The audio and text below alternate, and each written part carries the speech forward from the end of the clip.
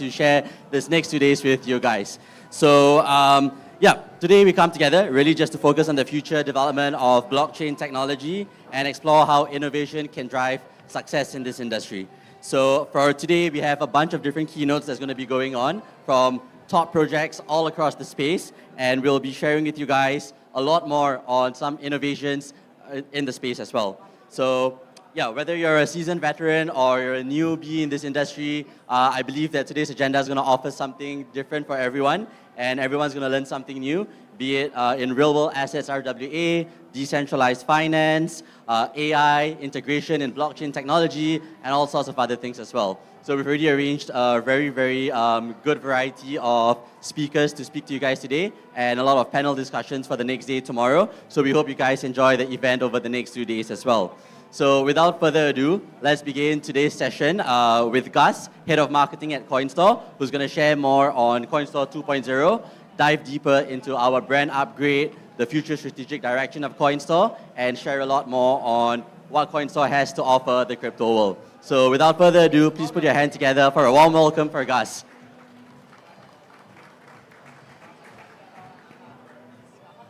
Hi guys, thank you guys. I'm Gus. I'm the marketing director from the Coinstore, and it's really a pleasure to meet you fun people in the CoinFest.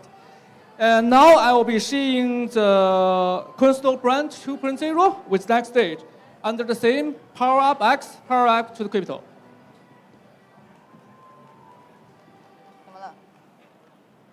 Okay, empowering is the industry, is something that every company should work for.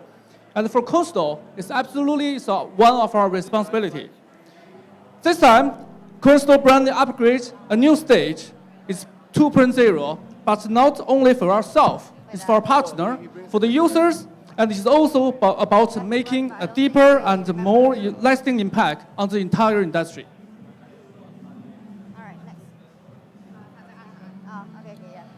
Since we been established the Coinstore 1.0, we have a clear mission. We were known as the first choice of many projects launched. Many outstanding projects made their own debt with us, trusting Coinstore with their first step. Over the years, we have helped a countless projects from 0 to 1 and fly with us, witness their strive in this Web3 industry.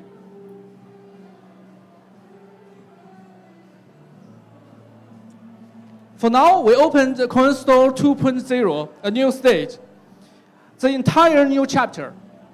We are no longer define ourselves as the first stop of the project launch. Instead, our new version has involved one touch to crypto. With just one click, the user can step from the Web 2 into the Web 3 world. This is not just a brand version, this is our mission for the future. Logo. As you can see, this is our logo transformed to the new stage. Our upgrade begins with more visible symbol, our new power logo. It presents energy, restart, and refresh identity. But this is definitely a modern versatile change. It reflects a deeper transformation in the wealth and mindset. We are embracing more users, more partners, more cultures, and definitely more possibilities.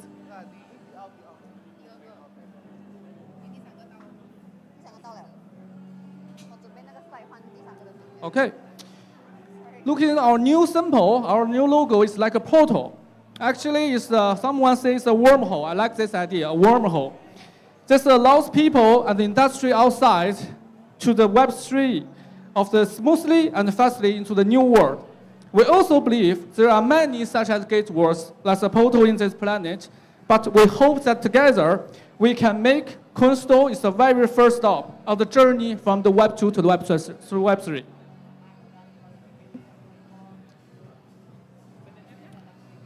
If someone asks me, what is the mission of the entire business, entire industry at the moment, we believe it can be made to the one sentence. Our mission is make the crypto accessible to all. This is the version Coinstore is pursuing. we will continue emphasize in the days ahead because we believe the dream finally come true.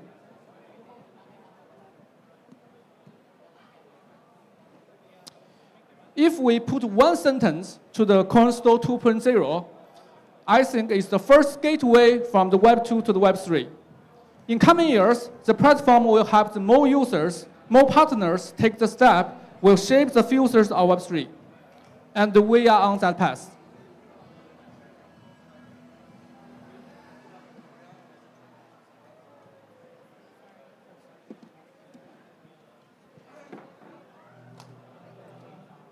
Okay, for the 5 years, we literally help a lot of people go into the Web3 industry. We are the literally talent incubator of the industry. Beyond trading, we've been investing in education and training for years. We nurtured a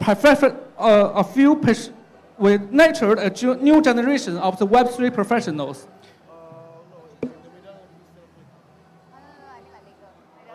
As for our partner, we have like 3 kinds of major partners. One is the Web2 businesses, projects, and investors. And second is Web3 startup and early projects. And final is the professionals transitioning to the Web3.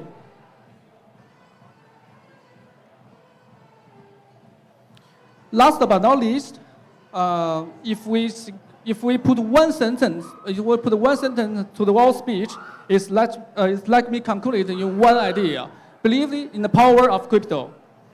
Coinstore will continue to hold this belief, working alongside with all of you good people and impressive projects to forward into the more opening and brightening future. Thank you. Thank you all.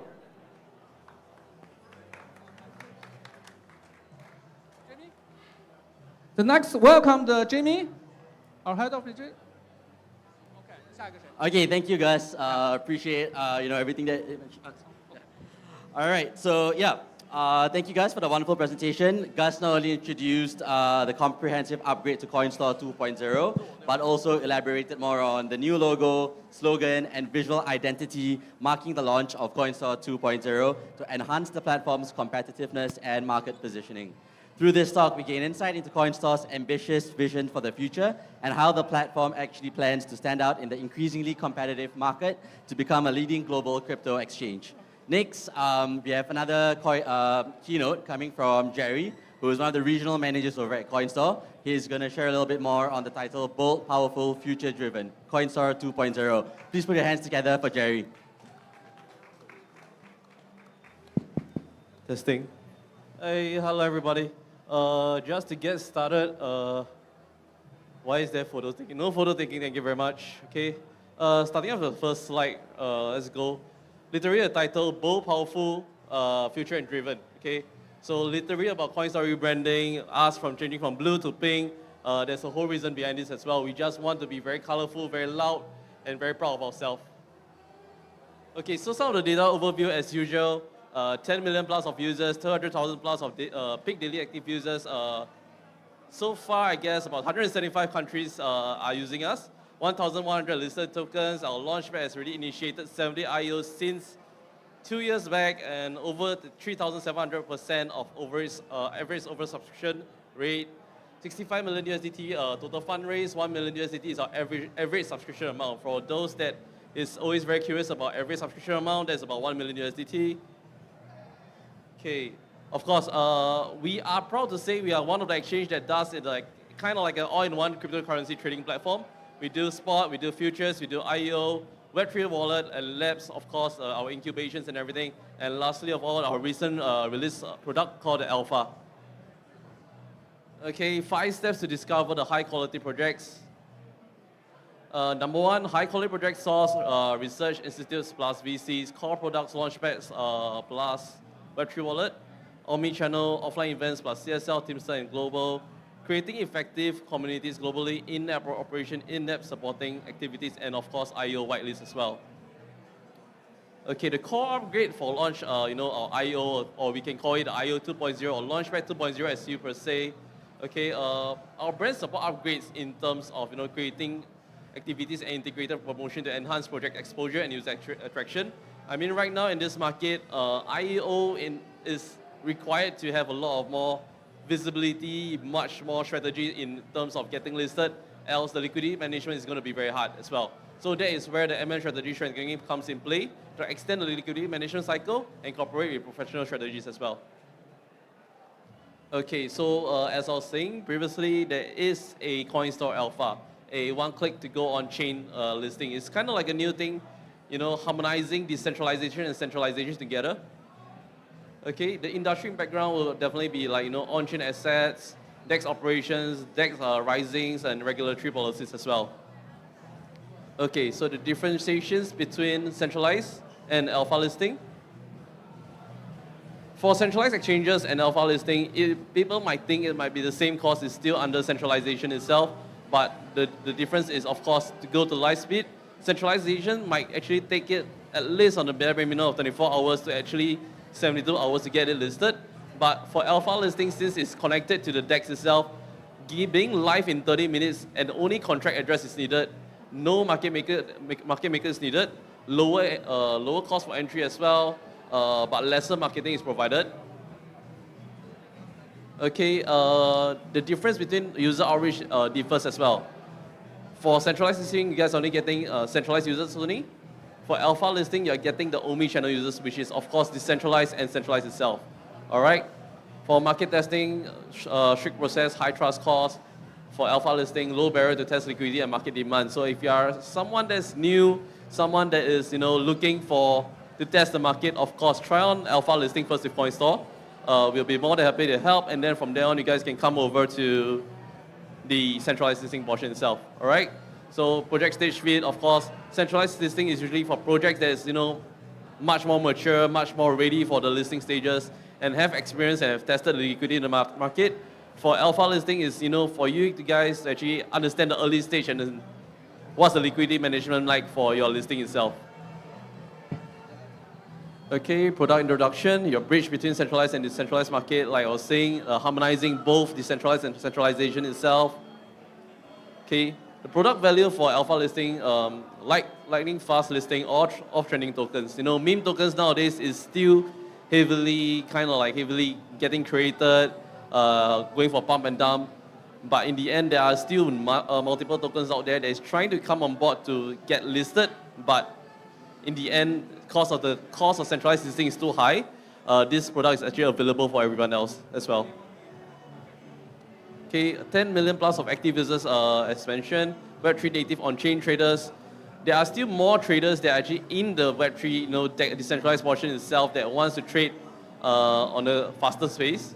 So this is where Alpha comes in to help as well.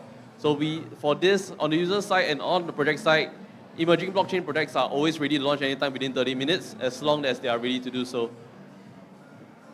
So currently, the supported chain, which you guys might not be able to read because it's actually Solana, as you can see from the logo, BSC and base chain itself, and more to come in when we are still trying to upgrade the product as well.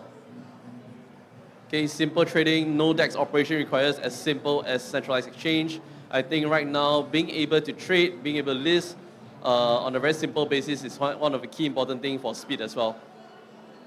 Okay, so letting Coinstore 2.0 power up and empower crypto. Currently, as of today, even this event itself, we have organized over 200 events, okay, across 50 countries. In total, from CS Connect to Cryptalk to exhibition itself, brand upgrades and everything, 300,000 of participants. Brand exposure was actually up to 8 million. Okay, as you guys can take a look at the photo, these are a few of the events we have run it before in Singapore, in Dubai, and more other countries as well. This is our team and of course our sponsors and our speakers as well that has come on board with us throughout the years. Okay, Connect Innovate Dubai was one of the very interesting events. It was a new kind of concept they are taking towards to. Smaller scales, but loud as well. Cryptalk, as you guys know, for those that has no Coinstore long enough, we still host the monthly or bi-monthly kind of education talk in the Southeast Asia country, Asia Pacific country, to have the community users come over and know what is crypto as well. Okay, launching CS Connect, a very even smaller scale than Cryptalk. really just for the crypto catch-up, crypto meetup, just a little coffee, a little drinks, or even a little food for everyone to actually enjoy. Okay, building the TED of the crypto industry. So, is this playable? Video, right? So you guys can take a look at the video first. Marketing, eh? Marketing, eh?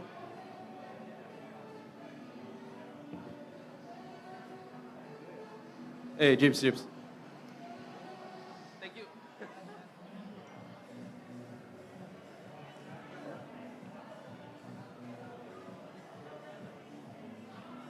Nudge. Am I going too fast? Too fast already? There's 27 slides, huh?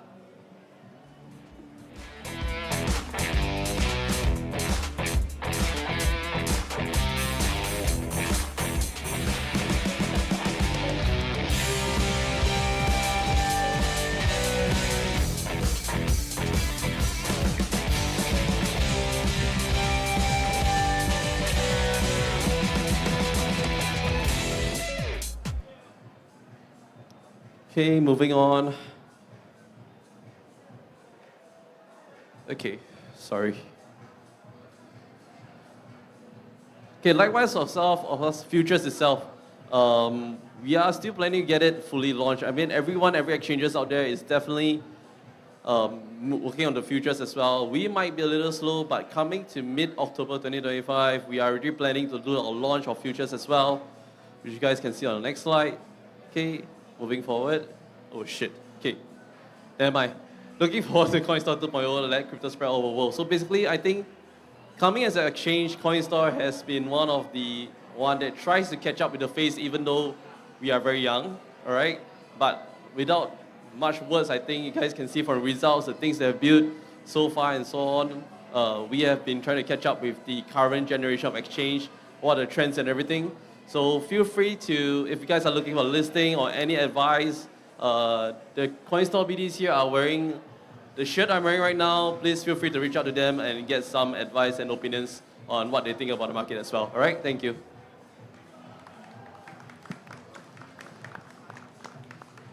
All right, thank you so much, Jerry. So I think Jerry shared a lot more on Coinstore's products and what we are going to be doing in the coming months as well. We do have a very exciting alpha listing that Jerry was talking about. So there's something for anyone who owns a project to take note of and potentially something that you guys can be interested in for in the future. So yeah, thank you so much, Jerry. Next, we actually have a special segment. We actually have the CEO and founder of TRL, The Real Lifestyle, Adrian Kafur, who will be signing an MOU agreement together with our head of global business development, James. So I'd like to invite both Adrian as well as James up onto stage for the signing of this special MOU.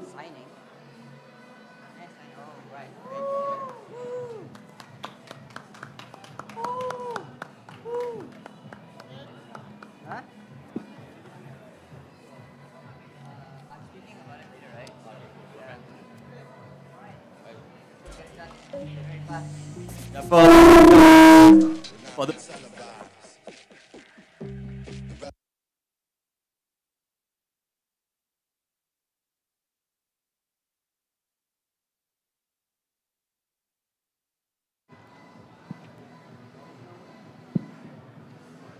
For those of you guys who aren't sure, TRL is actually a renewable asset RWA project based in Malaysia. So Adrian will be speaking a little bit more about TRL later on in the day. So stick around for that and catch that and learn more about their project and what they do.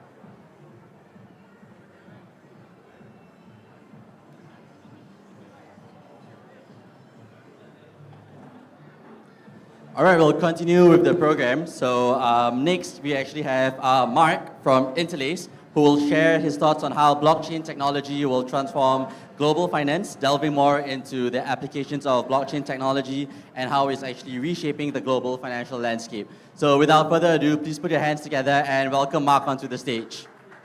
Also, if I could get you guys to move to the front so that our friends coming up, they can actually find a space to seat as well. Please move in front. Wow, thanks. Hey, everybody, welcome to Bali. How many people are actually from here? How many people came in? Anybody actually live in Bali, or is everybody a visitor? Visitors, all right. Hey guys, how many people woke up today feeling like a winner? You did, you got a smile on your face. Over there, we got a couple. How about you guys? You feel like a winner this morning? You feel like successful? Good. You know, every time I come to a conference like this big, with this many people, I have to take a little bit of time to reflect. And guess what, guys? You are fucking winners. You're winning. We are actually winning. I've been doing this for quite a while, and I got laughed at a lot when I first started. Maybe you guys did too. But in the last few years, we have been winning. The banking system, the governments, the institutions of the world, they tried to stop it, and it didn't work. We're winning. And so that's why I chose the topic, how are stablecoins to take over the world? It's actually, you know, I think that crypto as a business, as an industry, is going to find a huge long-term value in society. We're finding it now. I've watched it over the years because I've been part of it for quite a few years. And I just want everybody to take a second to reflect on the fact that we are winning. Look at the price of Bitcoin this year. Look at Ethereum. Look at how much money is going into it. Look at all the projects that are out there. Look at all the innovation that's happening. Banks are not innovating. They're sitting on their ass. They're sitting with government officials trying to make side deals while this industry is going out and changing the structure of the way that people and money and the internet interact. And that's amazing, and I think anybody who's dedicating their life to that should feel like a frickin' winner. So, how are stablecoins going to take over the world? What we're doing is we're providing an alternate financial system for the people, the businesses that are left behind by traditional banks, regulators, and infrastructure providers. Now, I know this. I know how much, I don't know if everyone in the world can feel what we feel from our little business. Well, it's not so little anymore, but what started off as a very small business is now actually getting quite big. And what we feel is we feel an intense amount of people that are coming in, that have interest, that are starting to adopt they're interested in blockchain. They're coming into it through stablecoins. This is really the way that the industry shifts, because it's a direct replacement of a lot of products and services of banking that no one really wants to get from a bank. Nobody wants to pay for all those retail outlets in a bank. They just want to be able to send money to their friends, right? And that's what we're providing. And we're providing it in a way that is open, it's decentralized, it's spread out, it's inclusive, it doesn't push away. Look, you may or may not agree with the adult industry, but when the adult industry got pushed by regulators, they had to go to crypto. And there's a lot of industries that are the same way: gambling, gaming, and stupid things that actually got us started. What if you have an office in all of these different places? What if you're doing something slightly complex? Well, guess what? Traditional banking system doesn't work for you. It doesn't. If you've tried to do this before, sending products and services, paying, SWIFT, right? ACH, like having an infrastructure to just run a global business like we do, it doesn't work. We did not start doing crypto because we're using stablecoins because we wanted to. We started doing it because it was the best way for us to service our clients. It was the way that we could actually provide a service that was seamless and people could use to sell things from Russia and China and Africa and have their customers be wherever they wanted and take the money and do whatever they wanted with it without somebody, hey, why did you just send $50,000 over to that guy? Right? And it's held up for 10 days while they check it out, okay?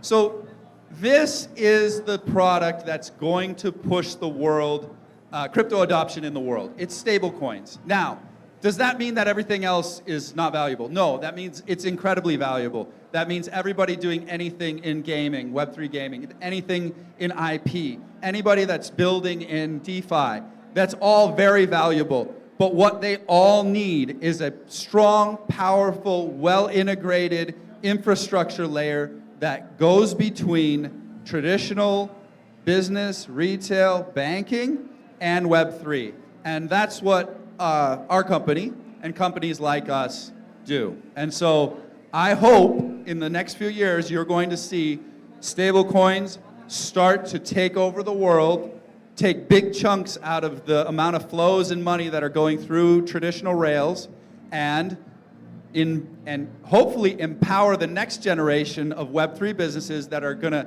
then innovate around a lot of the traditional businesses that we don't like so much. And how do I know this? Because if you look at what happened to us in the last few years, it was pretty impressive. Again, we started as a small team, and now we're probably one of the top card issuing companies on the planet. We've done over $6 billion in transactions. We've got 80% growth. Guys, I am the guy that they call when they want to talk about this stuff. I cannot answer everyone that talks to me. I have too many people. Why? Because it's a great product. People want it. They want to stay outside the traditional rails, and they want to do that with their whole life. I hope there's a day that I never have to touch fiat again. And I think it will come. I think it'll be in my lifetime. So we've got 100% year-over-year growth. We got 80%. We got 7,500 businesses on our platform.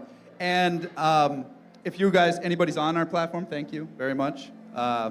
And we see this doubling, tripling every year in the coming years. It's not, and today, it is not about how many customers want to come to us. It's how many customers we can actually service. So if you're not paying attention to this infrastructure layer, you really should. And I don't take that away from anybody who's doing a project or something innovative in AI or DeFi. That's amazing. We want to support you. But if you're, as an infrastructure play, as understanding where the industry is going, I do believe that stablecoins are going to be the base layer that actually makes the rest of the industry rise to the next level. And I hope that is taking over a lot of industries that have been traditionally held by kind of the power-hungry few.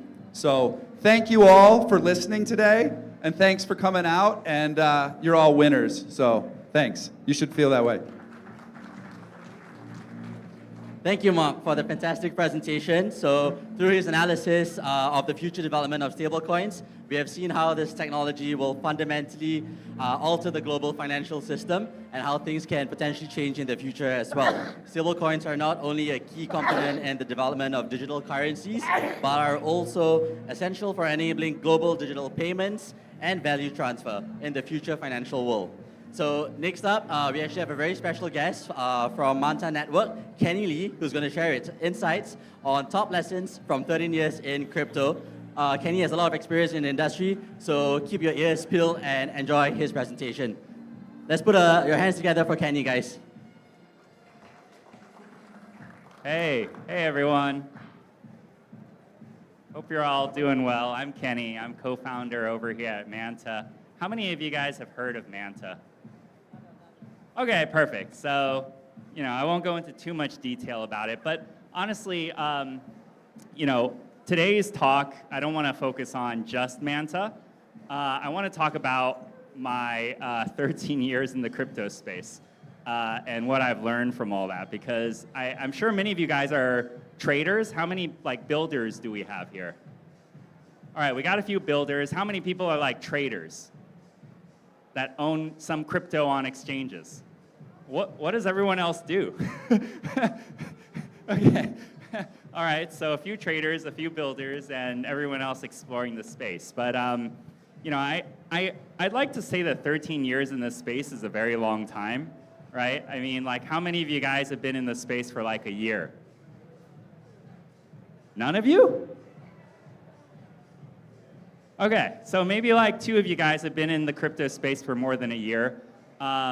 So, 13 years is a really long time. And watching the markets go up and down, seeing all these trends and stuff happen, you actually learn a lot about, how the crypto space works. And so I just want to kind of condense it all down and tell you guys some of my learnings, and hopefully that'll help you guys in your way when you're building, when you're trading, and thinking about really long-term strategies in general for crypto. So that's me in 2013 getting my email confirmation to start mining Bitcoin. So I started off as a Bitcoin miner. This is back in 2013. And this is when people were very weird in the crypto space, not like today. We have all cool people today. But back then, I swear, the people were very sketchy, maybe including myself. But so I started mining back in this space in 2013. And, one of the things I quickly learned, or maybe slowly learned, is about timing the markets, right? So back in 2013, it was, started off about like $10 to $20 per Bitcoin at the beginning of the year. And it quickly ramped up to about like $250, right? Like that's every trader's dream, right? If you guys can hit that $20 to $250, like you guys would be like, oh my God, this is amazing, right? That's exactly how I felt. And then I held on because I thought it was going to go higher. And then, I crashed with the first crash. And that was a very painful first experience. For you guys that are, maybe trading and this is your first cycle and you saw Bitcoin crash a bit as well and now it's back up, right? You might have felt the same sort of stuff. And, it happened again, right? Because after it crashed all the way down to like $60, then it exploded all the way up to $1,000, right? And you feel that euphoria again. You're like, oh my gosh, it's not the end. Thank God I'm still around. But then it comes with another crash, all the way down to 640, right? And these are all very small numbers compared to what Bitcoin is today. But when you're in that moment, at that time, it felt like the end of the world. Every time Bitcoin had a crash, it just felt like the end of the world, right? You're happy when it goes up, then you see 15K, and then it crashes and you're extremely sad. And so what I've learned through all of these cycles of being extremely happy and extremely sad is honestly, crypto is continuing to evolve on the grander stage, right? When I started in 2013, there were no conferences like this. It was all random meetups at fast food restaurants. And I would be around other weird Bitcoin people, and we would talk about, what the future of Bitcoin's like, and someone's like, oh yeah, I think this is going to $50, and like, we're like, whoa, no way. and then, you fast forward to now, and, we're at like 113-ish K, right? Like it exploded from just like a nothing into what it is today. And I think what it really tells you is that the industry is going in the right direction. Right, from 2013 at $20, sketchy people getting together at a Burger King, to now we've got CoinFest, we've got all these amazing conferences around the world, we have institutions, we have governments starting to pick up adoption of crypto. Honestly, I feel like there's not really any turning around anymore. I was a little bit skeptical at the beginning, but now, like, I think timing the markets, it's not about timing it, it's just about holding it, right? At least that's my lesson in these past decade and a half of being in the crypto space. Now, another lesson is that crypto loves hype. Crypto loves trends, right? How many of you guys have gotten an inscription? No, none of you guys. One of you guys. Okay. How about NFTs? How many of you guys have NFTs? Okay, yeah, cool. So, like, there's a lot of trends where, again, in the moment, this feels like it's going to be the future of everything.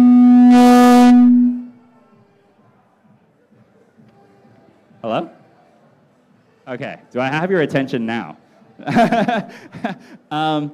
So in those moments, it feels like the future of everything. I'll tell you, back in 2013, the trend was, the hype, the explosive, like, newsworthiness was all around killing Bitcoin. Who's going to do a better Bitcoin, right? Is it going to be Litecoin? Is it going to be Digibyte? Is it going to be Bitcoin Cash? Right? Like, whatever it is, right? Like, at that time, the next big thing was going to be a killer replacement of Bitcoin.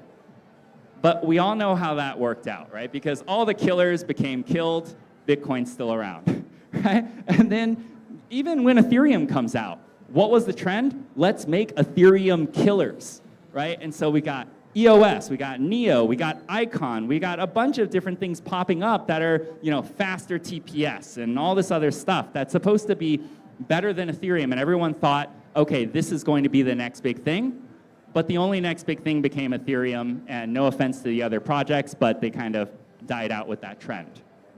ICOs, same thing. NFTs, right? Like The Rock. The Rock is like the most symbolic NFT outside of the crypto space because it's sold for millions and now it's worth, I don't know, hundreds, right? So like, you know, you have all these cycles of hypes and trends, right? But at the end of the day, the space continues to evolve, the space continues to move on. And so I think it's silly to say, okay, this next trend, whether it's AI or something else, is still going to be the big thing in 5 years. And so as you guys are thinking about how you build projects, as you guys are thinking about how you're trading, right, you have to think about the time horizon of these trends as well. That's what I learned, at least, right? Like, because nothing really lasts forever.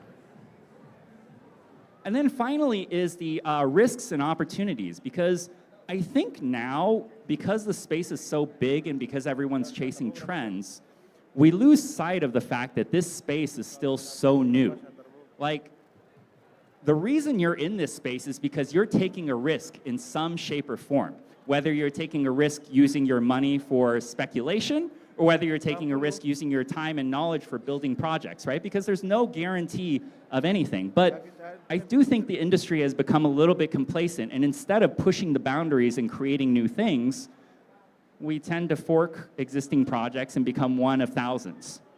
And I have two stories here because, you know, even when I was, you know, kind of going through that 13-year journey, I too was a little bit skeptical about being very innovative, right? Like, when I started with Bitcoin, I thought Bitcoin was the only thing that makes sense.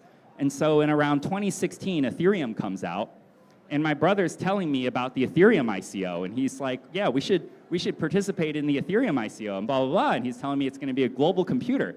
And me, with my expert knowledge in Bitcoin, I was thinking, okay, there's no way that this Ethereum thing's going to work because you can't globalize and decentralize compute, and all these other reasons that made me very skeptical about Ethereum. And so I ended up not participating in the Ethereum ICO.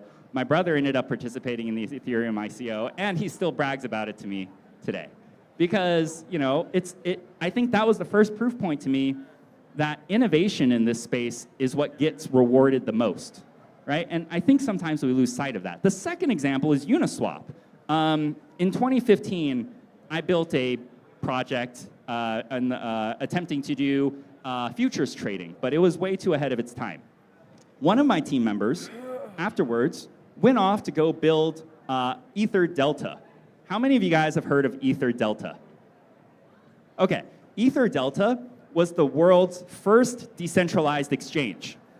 It wasn't an AMM, though. It wasn't an automated market maker. It's not like the Uniswaps that you use today. It was an order book. It's like using Binance or using Toko Crypto, right? Or like Coinstore or whatever, right? But like, you have to have a buyer, you have to have a seller, and then you match the price and whatever, right? It's not an AMM. You're not just going to a liquidity pool.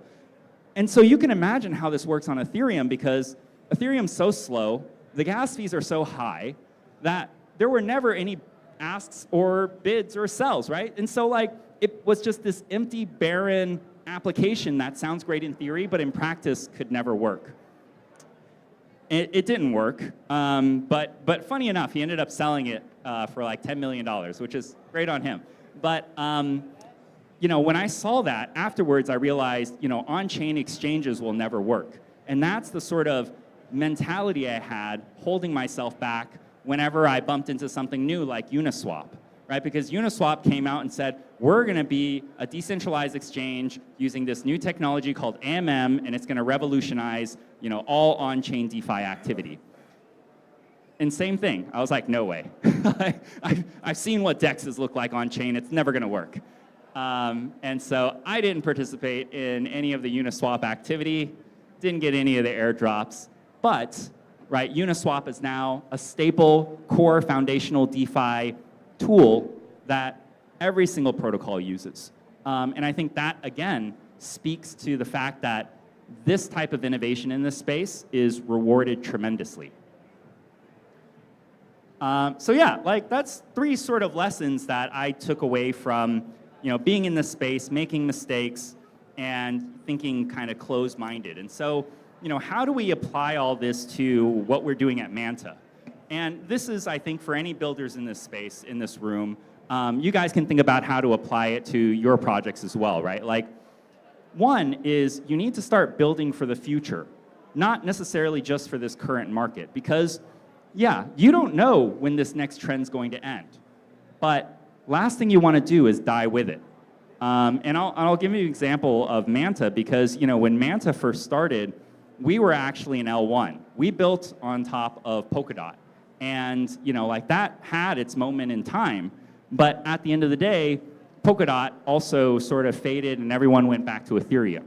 What did we do? We also pivoted to Ethereum. But we were one of the only projects on Polkadot that actually made that pivot, that actually was brave enough to say, hey, let's change direction and continue building what users want. And so we pivoted, and thank God we did, because no offense to Polkadot, but every single project on Polkadot has died. And so, it's unfortunate, but that's the truth, right? When I showed you guys that image of all the other trends, all the other logos on those trends have, mostly, unfortunately, also fallen by the wayside. And so don't just think about what you want to build today, but be open-minded and think about how you're going to pivot, how you're going to adapt, and how you're going to keep your project going for several years to come. So yeah, don't die with the short-lived trends, and take risks, right? Lead and don't follow. I think this is probably one of the biggest lessons I've learned in the crypto space. Again, big rewards come to all the innovation. And so, it's great to launch another Uniswap fork, right? I'm sure you can make some money out of it, but at the end of the day, that big game changer that everyone's going to remember for the entire history of crypto, right? That's Uniswap, that's Ethereum. It's not, Kenny Dex on, another L2. And so, just want to challenge the builders here and, help you guys think a little bigger picture there. With Manta, right, I mentioned we started off as an Ethereum L1. That went great for a while. Or sorry, not an Ethereum L1, a Polkadot L1. It went great for a while, but then it kind of faded out. When we launched our L2, we were one of 5 L2s in the space. And so it was an amazing time. There weren't many choices. People were coming to us, all that jazz. It's great. Now, we're one of 5,000 L2s in the space. And we're quickly realizing that trying to be an L2 and staying in L2, you're also going to die out.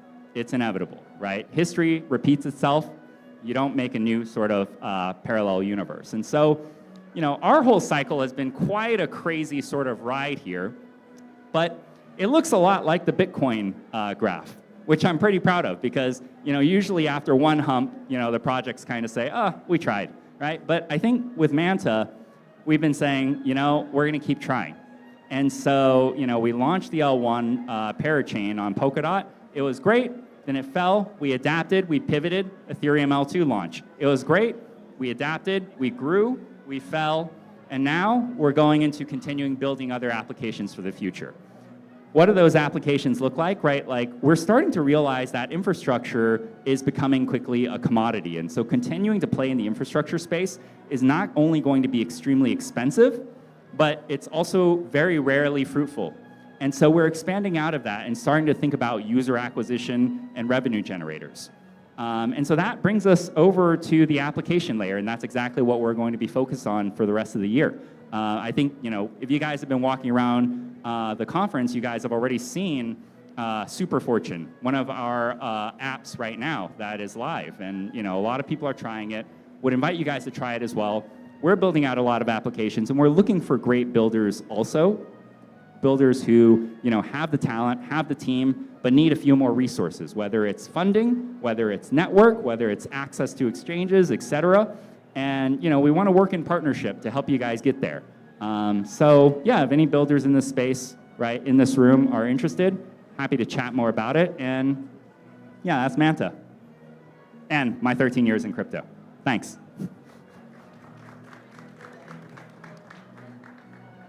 All right, thank you so much, Kenny. Really great talk as well. I think Kenny really delved into his 13 years of experience and really shared with you guys a lot more on, tips in the crypto market to be a little bit more patient as well. So yeah, I hope you guys took those lessons well as well. So next up, we actually have Pauline from Change Now, who will be speaking a little bit more about DeFi. So for all you DeFi enthusiasts, keep your ears peeled and enjoy her presentation. Thank you. Put your hands together for Pauline.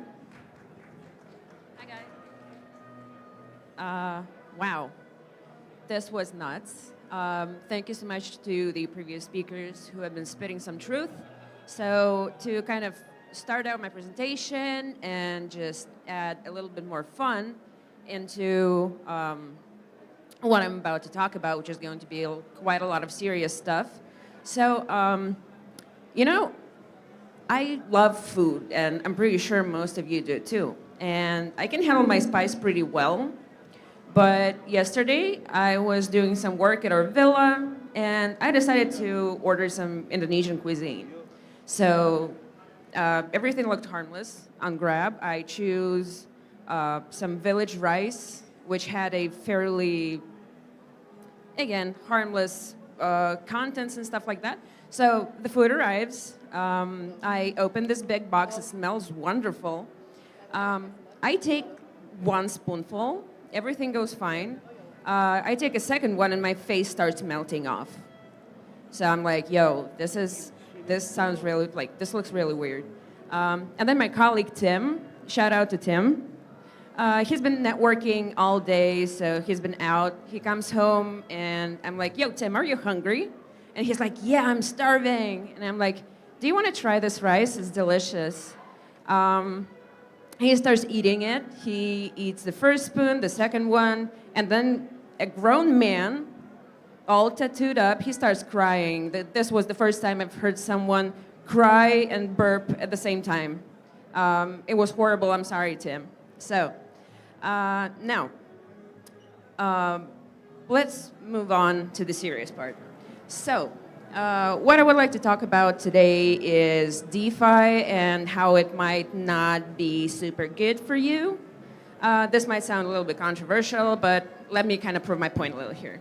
So, how many DeFi nerds in the audience? Raise your hand. So, yeah, DeFi sounds great. Everybody loves DeFi. It was super big in 2020, 2021 when Uniswap was launched. Everybody started to build all of the wonderful exchanges and liquidity pools and lending protocols and stuff like that. Everybody was super happy, and everybody was constantly saying that code is law. This is just like Satoshi predicted, code is law. Don't trust, verify.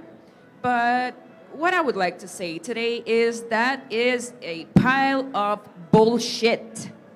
Let me elaborate. So, DeFi made us a promise. No banks, no gatekeepers, no KYC, just open, permissionless code and self-custody. In theory, it was supposed to be financial freedom by design. However, a lot of what we call decentralized today really isn't. We see admin keys sitting with the founding team, and yes, I can hear you think that multi-sigs are better, but that's until you realize that all of the signers are constantly online in the same Telegram group. Governance that's supposedly democratic, but ends up being controlled by a handful of whales or insiders. Just like on Uniswap, all of the governance decisions are taken by a few powerful, big-name wallets, while everybody else, Uni token holders, DAO members, they don't really have much of a say in what decisions the platform takes going forward. And let's not forget the pause buttons. It's a function literally built into Solidity. And a lot of contracts use it fairly liberally. We've seen Binance Smart Chain lock their entire network for almost a day because a hack happened and $100 million were frozen. So where does it leave us? Let's talk benefits for a second. For most users outside of crypto native circles, especially those that are coming in today with stablecoins being popular, with governments actually taking initiatives to popularize crypto, DeFi is going to feel very risky. And when platforms look decentralized, but in practice they're not, we add another layer of hidden trust. Let's go back to the Binance Smart Chain bridge hack. $100 million were stolen. CZ was like, yeah, funds are SAFU, and everybody kind of assumed that Binance would just eat the loss and move on. But what he did instead is he applied some centralized control. Binance froze funds, blocked suspicious addresses, they coordinated across exchanges, and in the end, they ended up freezing the network altogether and reversing some decisions, reversing some transactions, and actually getting the funds back. And as you might remember, the people who were there at that time, CZ was fairly widely criticized for it. So again, Binance is rich. Binance is a market leader. They have a huge treasury. What's $100 million to them? But the question is, were those people right? Was it good? From a user safety perspective, yes, of course it was. Hell yeah, people got their money back.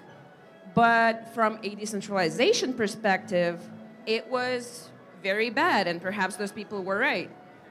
So this brings us towards a dilemma. Do we want a permissionless system, or do we want an emergency exit? Now, take Wormhole. It suffered a massive $300 million exploit. Everybody was freaking out. The attacker drained the bridge using a contract vulnerability. And do you know who stepped in? Do you know who covered their losses?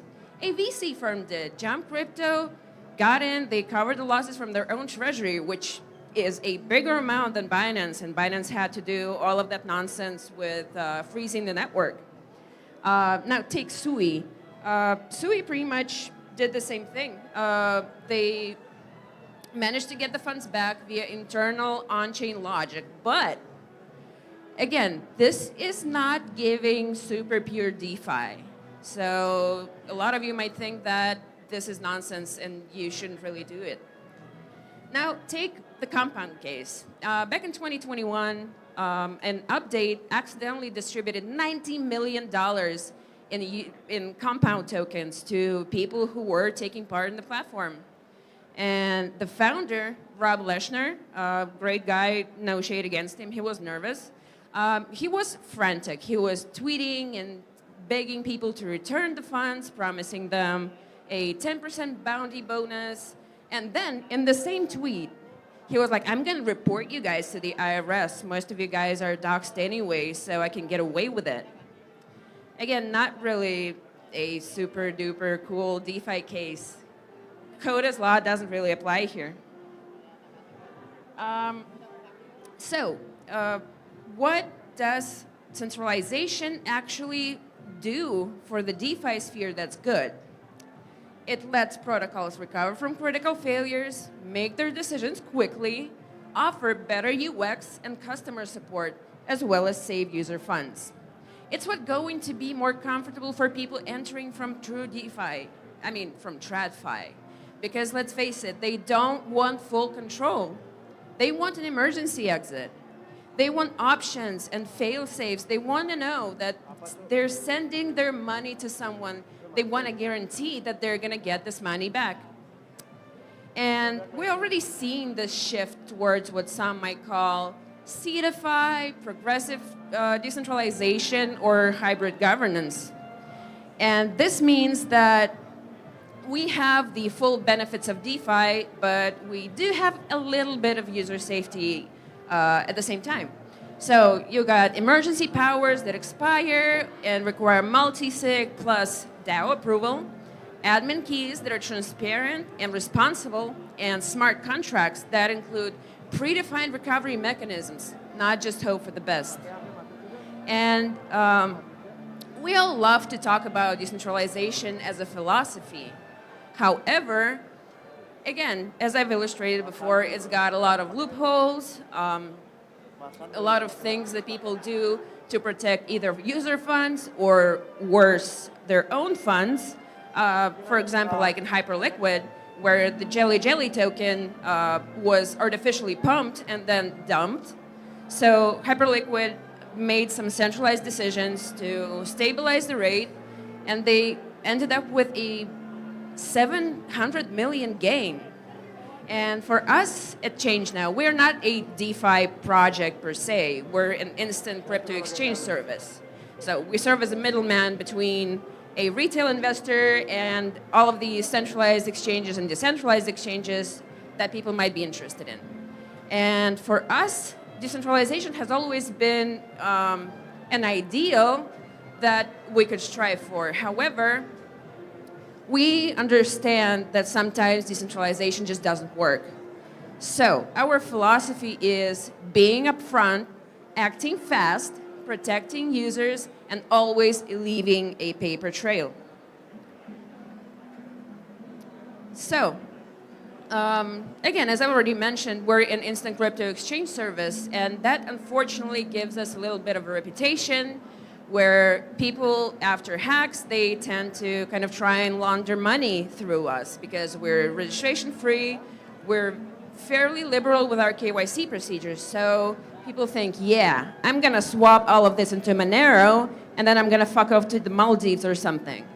However, we have a fairly robust system of AML checks, and that has worked out for us pretty well. We've actually, I told you about the compound case.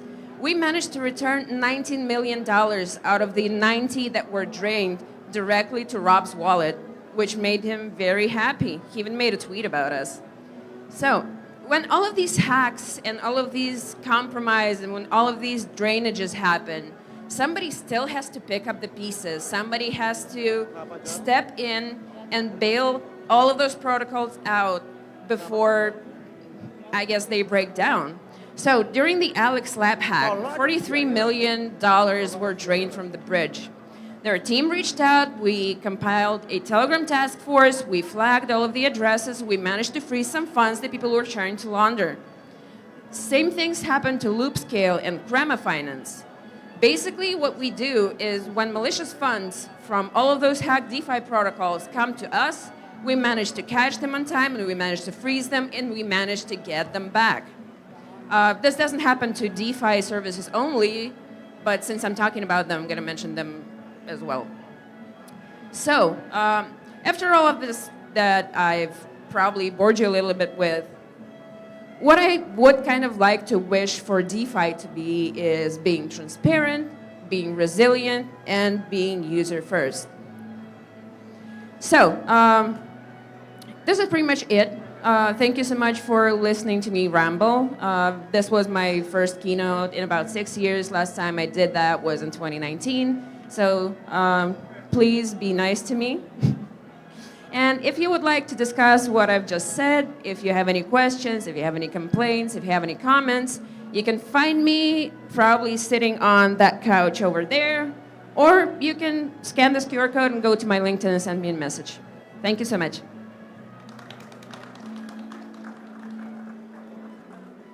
All right, thank you so much, Pauline. I think that was a really interesting talk on DeFi, and she really explored the double-edged sword of DeFi and how it can be used for good as well as for bad.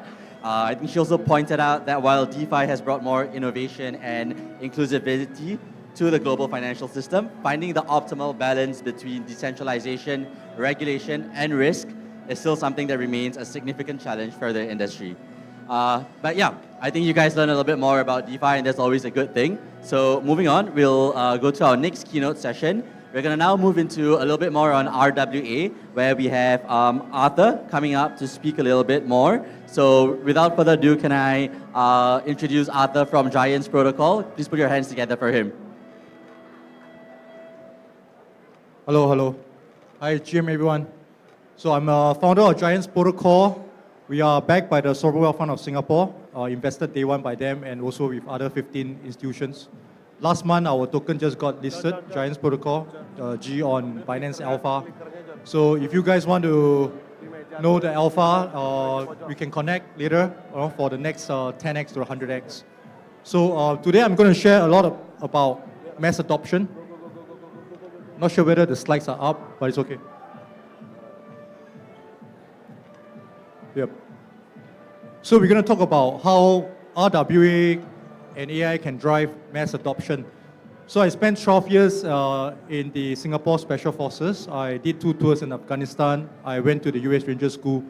And for the last 12 years, I just learned one thing, which is asymmetrical operation. How do we use the least amount of resources to have maximum impact? How can we convert, 1 believer to 10,000 believers in a scale-up operation? And that is through culture, communication, and also a lot of value proposition to people that are in need of fulfilling their gaps. So I'm being tasked to do this to transform the traditional finance in Singapore. And as we know, in the last 10 years of crypto, 2 of the most important things that's missing in the space is sustainability, scalability, and lack of real-world value. That is why in this cycle, we see stablecoins and RWAs have the key meta. Why is that so? Because as we are evolving to a mainstream market, institutions and mass market adopting, they are now less risk adverse. The early movers, the early adopters are all high risk profile. They can accept and have a higher risk appetite to buy into your meme coins, to early projects with little or no value. And the people that on board are the one that's going to be holding on a token. But now, with the mainstream coming on, and we need to unite together to bring in more value. All right, there's over 400 trillions of value from the real world asset that have to be onboarded, and we need to make it more DGM, more fun. All right, they are not here in the crypto space to go for your distributed 4 to 6% return. So we do it in a more creative and fun way, which is more like a lottery. So we did a real world asset for the SMB Place, which is a real estate for co-living space, and the profits goes to in Singapore, and they get distributed as a lottery. So it gets to be a more degen form, but the value of the profits come from real world profits and rental. Same thing that we are doing now. We just launched our staking protocol on Giants Protocol. Real world assets company with billions of assets, they have 4 to 6% APY, but we get them to put the profits into a pool. And then they pay us for the services. We use what they pay us to give to the stakers as a profits. So it becomes a sustainable way of scaling the returns for the holders. We also provided a AI protocol. Basically, it's like your investment team, and anyone here, you don't need to have $1 million, you don't need to have millions of dollars to be an LP of a family office. So with the multi-agent system that we have developed with A-Star is the National Research Center of Singapore. They help us with all the AI developments. We are able to enable anyone with just $1, $2 to have your own family office to do investment analysis for you. So that's helped us drive the liquidity from mass users with small ticket size to be able to invest into real assets that is able to give asymmetrical returns.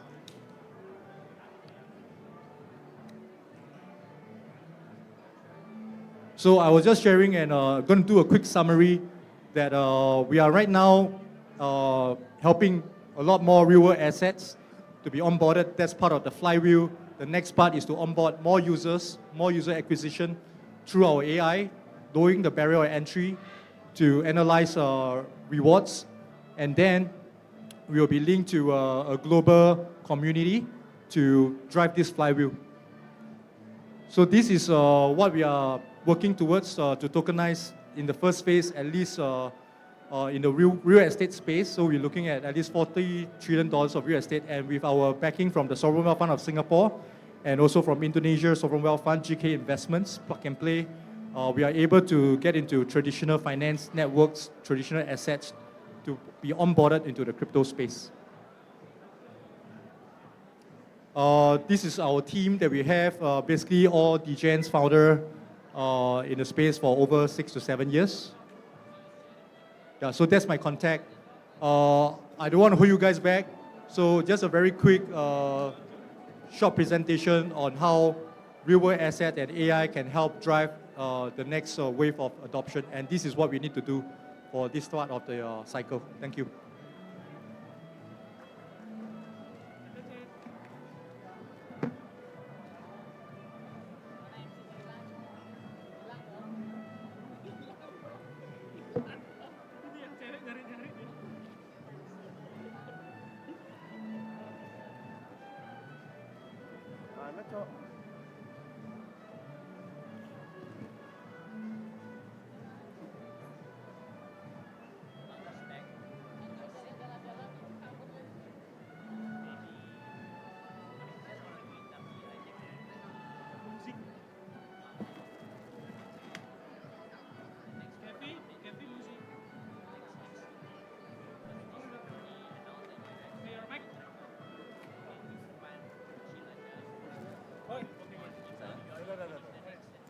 All right, thank you so much, Arthur. Yeah, it was a really, really good presentation as well. So next up, we actually have Adrian from TRL to share more about their project. If you guys remembered earlier on, they actually had the MOU signing down here. So I think Adrian's going to share more about TRL and what they do in the RWA space. So looking forward to this presentation. And without further ado, please put your hands together for Adrian, guys.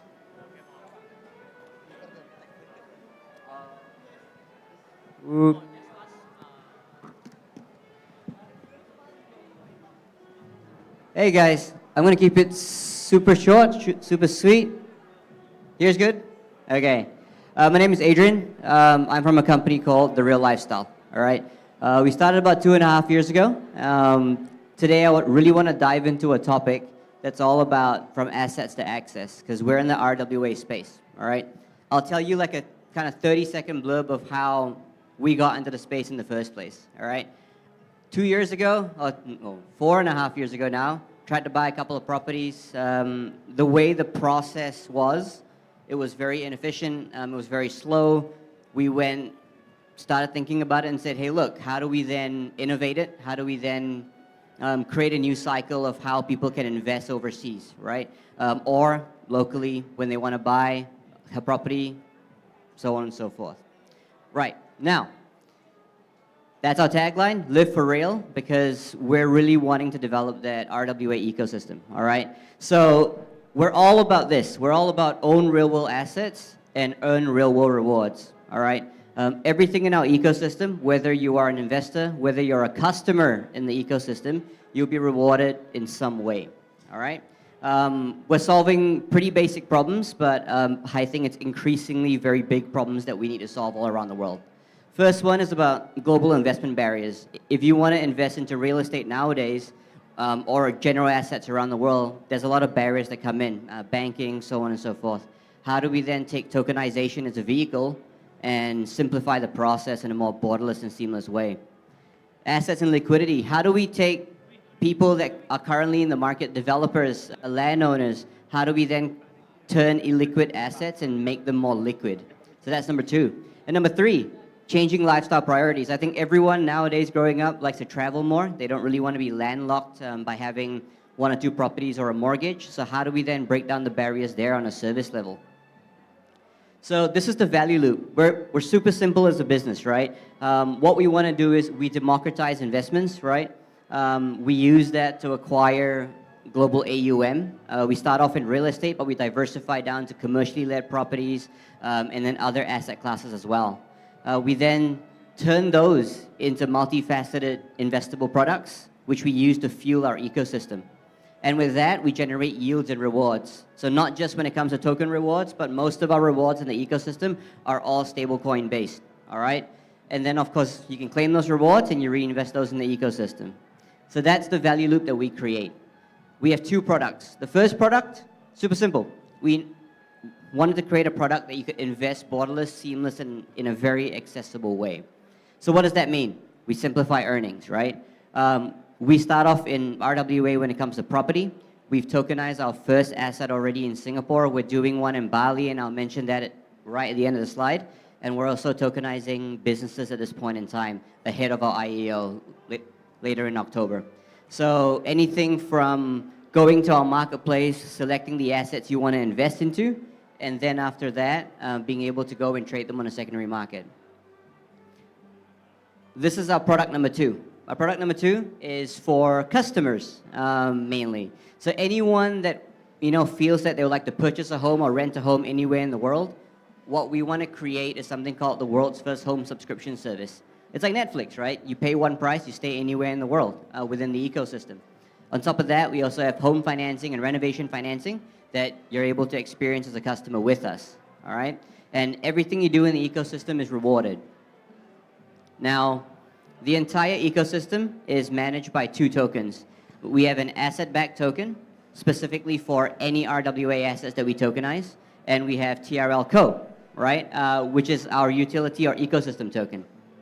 And with this, you're able to pay your rent with it, you're able to pay your power bill, water bill, internet bills, you're even able to go down into a deeper level to create liquidity pools to then lend back out again. All right, so what's our growth strategy from now, right? We believe that driving confidence first. We've got 4.5K KYC users already. We've got about 50K total on our app right now, all right? And we use TRL Co as the gateway to the entire ecosystem. Number 2, right? How do we then really start to scale, right? Retention is key. That's why we have the consumer products launching after we tokenize those assets, right? And then third thing, right? We really wanted to disrupt a legacy industry. Take real estate and be able to re-innovate it for future, whether it's developers needing funding, whether it's consumers wanting to purchase products, all right? These are 2 things that we have right now, all right? The first thing, since we're in Bali, we thought we'd just put it here and then launch it online later. But we've tied up with Ilio Villas by Amara. We're going to be tokenizing those villas, right, starting today, all right? It's a guaranteed 6 to 10%, and how can we make the guarantee and that stablecoin return? It's because we already have existing rental contracts that are tied to this, and it's all in the data room. You guys can go and have a look at it. And it's also 100% occupancy to date. We've got about another 20 plus villas that are going to be tokenized in Bali alone. We're currently in Malaysia and Bali, and we're launching the next few asset classes in Dubai. All right, and Coinstore, we're going to be listing in October. Pre-sale starts very soon for that. And the way we're doing it is a little bit different. We don't want you guys just to buy a utility token or ecosystem token. So every TRL Co utility token that you buy, you actually get an asset-backed token. And the S-Bros token is 2 restaurants and bars that are located in Malaysia. And we're able to guarantee an 8% monthly revenue share on all tokens for distribution as well. All right? So that's just a very brief kind of overview into what we do and who we are. Check us out on the pages, or have a chat with one of my co-founders there in my team. This is what I kind of want to leave you guys with, right? We really want to live life on demand, right? And we really want to change the way people live and interact with RWA in a very consumer-friendly way. All right, thanks, guys. Appreciate it.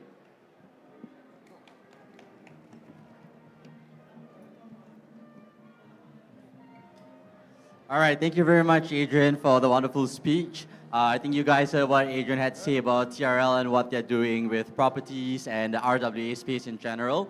More importantly, you guys heard that they're going to be listing on Coinstore in October. So download the Coinstore app, guys, and also buy TRLTO once it comes out on Coinstore. So yeah, thank you so much, Adrian. So moving on, we have another keynote session, but before that, I just wanted to remind you guys that, downstairs we have a lot of animals on show as well, so feel free to go down, grab some photos with those animals, tag CoinFest Asia, and also tag Coinstore, and yeah, just have a blast today, guys. All right, so moving on, we actually have Jason from Cayman, who's going to be sharing a little bit more about what they do, so I'll leave it to him. So yeah, please guys put your hands together for Jason from Cayman.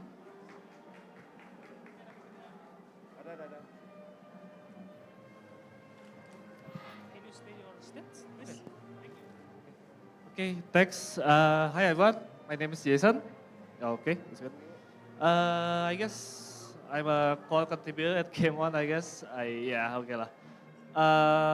I guess Game On, redefining the creator economy with DeFi and AI, basically AI agents with crypto, I guess. So AI agents meets Web3, and that's basically it about Game On. And how do we do that? So we want to redefine how creators like interact with people, the social media itself, with AI agents and everything.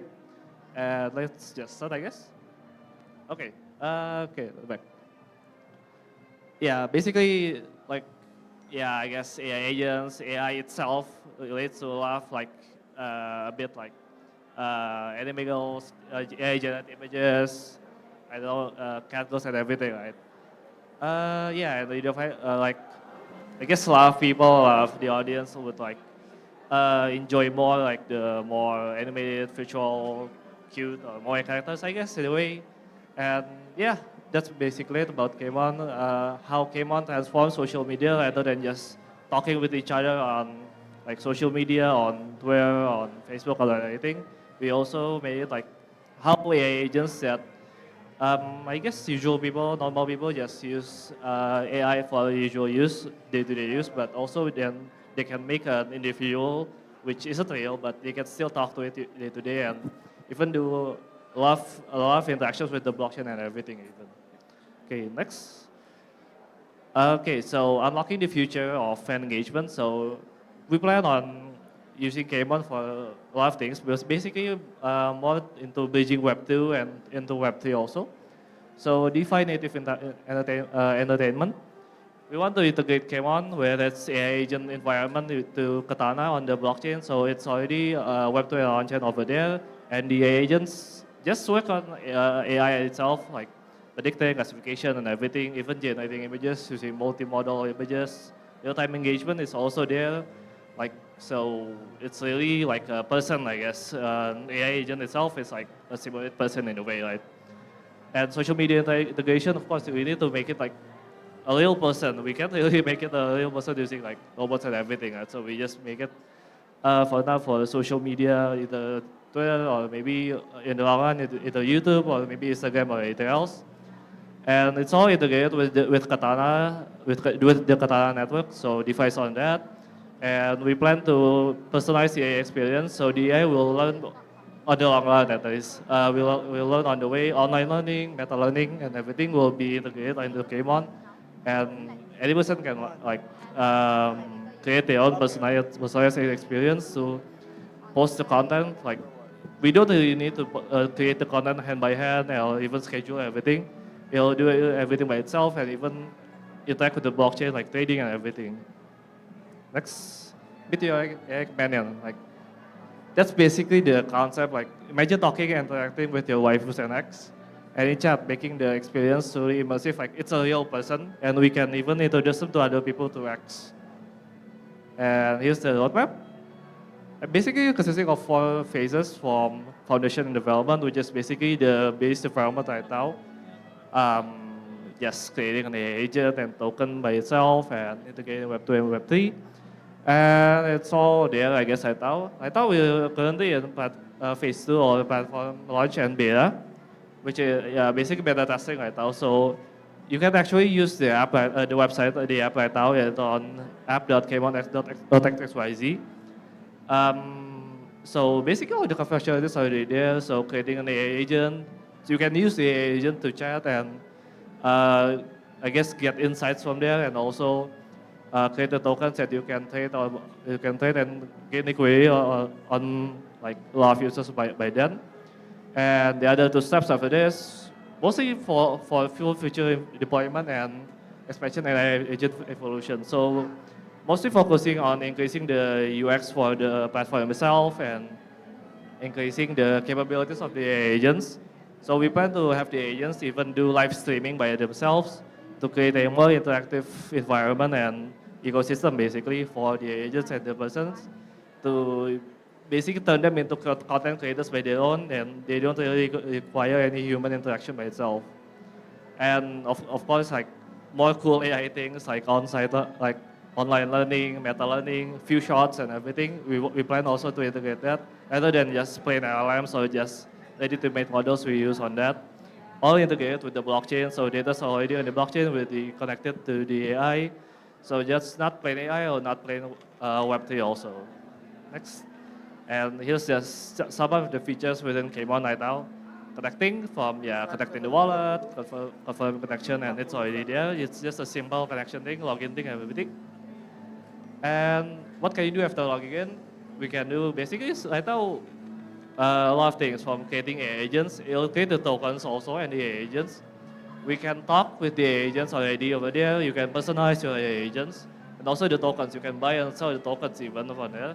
It's already connected to Katana and everything, so we can definitely use that to go or even swap the tokens to buy from other networks to Katana and even integrate your AI tokens and agents also. And in the long run, we also integrate the agents to participate in live streams, either on YouTube or other platforms. And it'll basically a VTuber, but no, it's all AI, so AI tuber, I guess, yeah. And as I see community features, so it'll interact with the community, not just like tweeting or just interacting compulsively or anything with the community. So it's more natural, and more features will be added on the long run, along with how the users really want or how interact with the platform. Yeah, it's just the steps for creating the agent token. So just a button, it'll display a simple form, just the name, the description, and the image of the tokens and the agent. It'll create itself. It'll know basically what it wants to do, what the user wants to do, and it'll just fine-tune it along with the chats and everything. So it should be perfectly usable for now, but we still are really open to more feedback and adjustments, of course.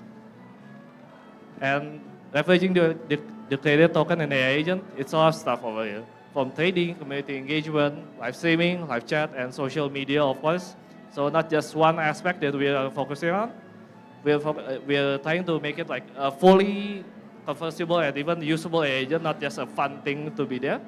So it's usable for trading and even interacting with people on the long run, and even live streaming in the very long run, I guess.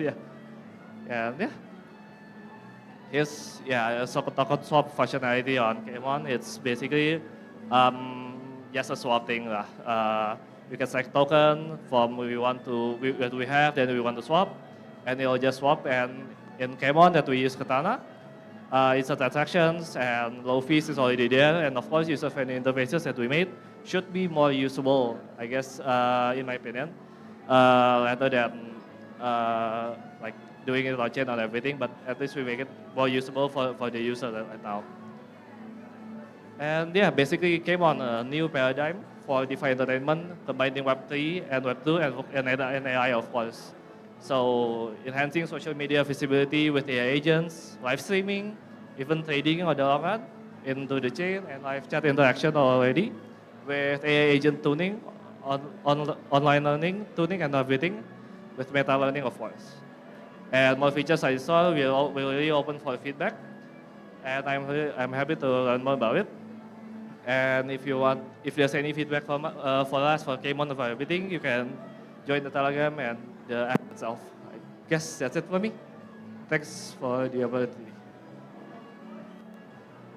All right, thank you very much, Jason from Kmon. So I think you guys heard a little bit more about Kmon, what they do, and how they're actually using AI as well in their product. Really innovative. Please check out Kmon and use their app.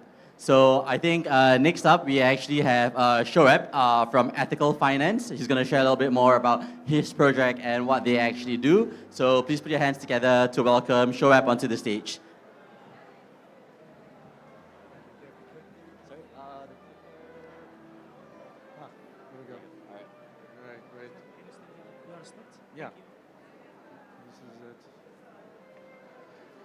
Well, good afternoon, everybody. My name is Shoaib Sharif with Ethical Finance. Thank you, Coinstore, for having me here today also. What a great number of speakers. I'm finding it kind of nervous standing here after all the great talks you've had. But I want to talk to you today about RWAs, real-world assets, and how Ethical Finance is working with US-based real estate for affordable home ownership. Okay. Oops. So just real quickly, what are real-world assets? Basically, it can be tangible assets such as real estate, can be a commodity such as gold or oil, or it can be something that's intangible like intellectual property. Basically, anything in the real world that can have value. And in our case, we're working with US-based real estate, and it's not just fractional ownership through tokenization, but it's fractional finance through tokenization. What we're doing is we're providing a rent-to-own financing model that gives investors access to high-value investments with lower risk because the tenants have an objective to complete their lease obligations because they will ultimately end in ownership. So the significance of RWAs, primarily it's, they're a hedge against volatility. We know, as Kenny mentioned earlier, the crypto space has been highly volatile. It goes up and down very quickly. But with a real-world asset, you have some market stability. It also provides a store of value in uncertain times, right? The crypto space may be moving up and down, but real estate, particularly US-based real estate, we know is fairly stable. And with all portfolios, whether it's in the crypto space or whether it's stocks and bonds, whatever type of investment portfolio you need to have diversification. So even though RWAs inherently are not going to provide the massive returns that some projects offer in the 60%, 100% range, they'll be more reasonable, more stable in the 5 to 10% range. Every portfolio should have an element of RWA or a real-world asset as part of them so that they can have some kind of a hedge against inflation. Well, not just inflation, but market volatility. Now, one of the benefits to blockchain technology is it's that it offers fractional ownership, right? You don't have to go out and put a huge capital outlay to acquire any kind of an asset. Particularly with real estate, it's usually a pretty sizable investment. But with ethical finance, it's more than just fractional ownership, it's fractional finance. You're able to be on the finance side of a transaction, earn a reasonable rate of return, and reduce your risk.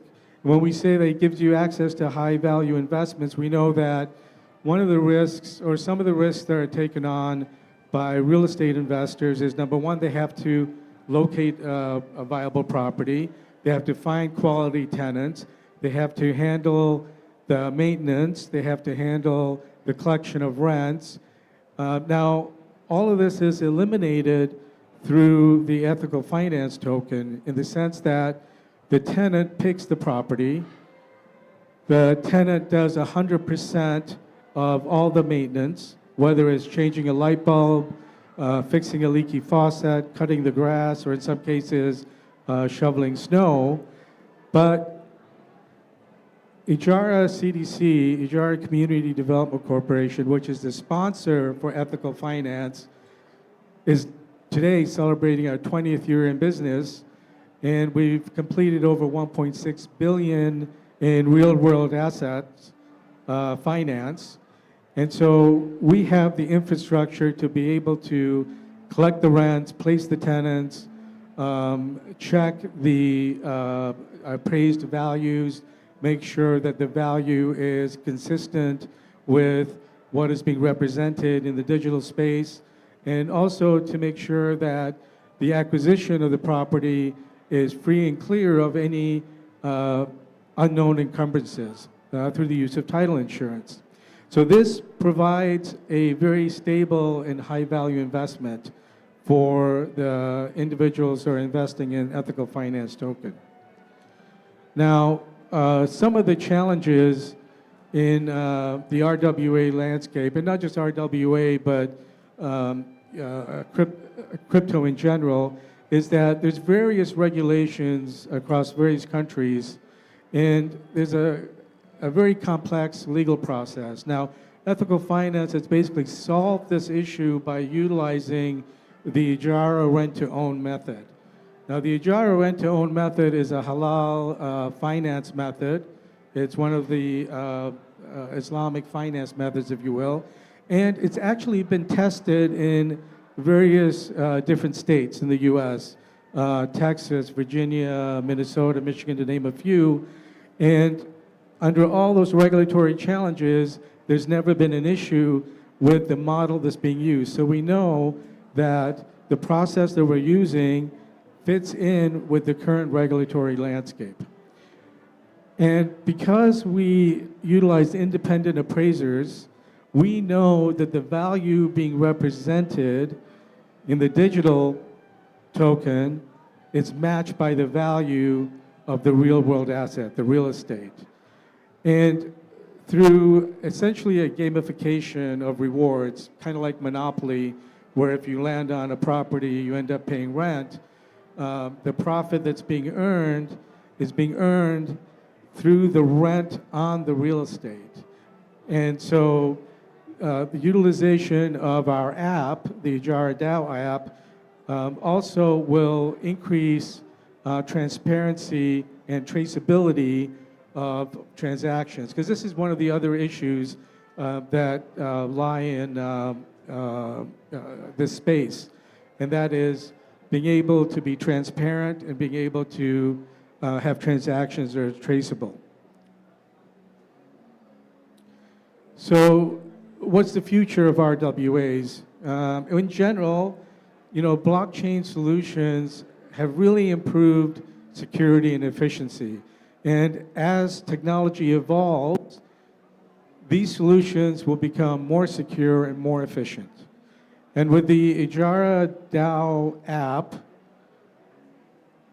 we have integrated a DeFi platform with integration of a real-world asset. And when we say DeFi, it's truly decentralized finance in the sense that the community, through a governance process, not the owners, but the community, actually makes the decisions on whether or not to approve tenants for a finance transaction.